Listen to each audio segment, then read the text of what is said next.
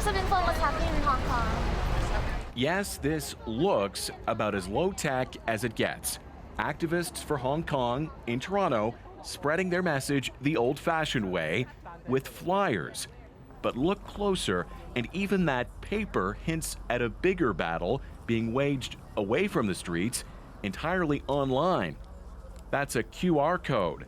When scanned, it unlocks text, pictures, and video, all meant to boost support for their movement. It's the final battle.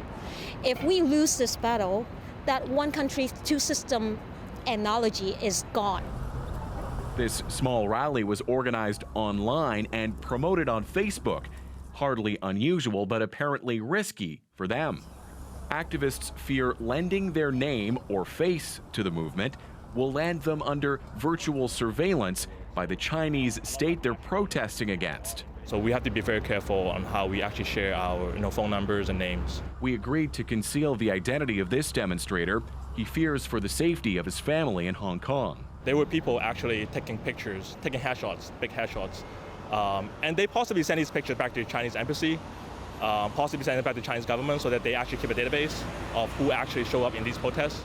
One trick they use to avoid snooping is by organizing on Telegram, the encrypted messaging app that allows users to hide their real names and numbers.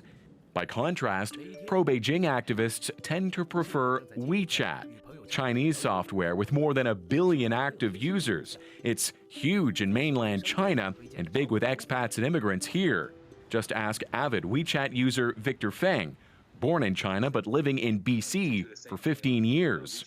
People are afraid that the Chinese government might be watching everything, but I don't think my information is really worth the trouble for the government to invest, I don't know, billions or trillions of dollars in terms of surveillance. Trouble is, WeChat is suspected of acting as a spy tool for Beijing, allowing the government to monitor users and spread disinformation without revealing the source. Just look at some of the chats I was shown, with one person musing about wielding a gun and another user offering to bring an axe to threaten Hong Kong demonstrators. All ahead of this standoff between both sides in Vancouver.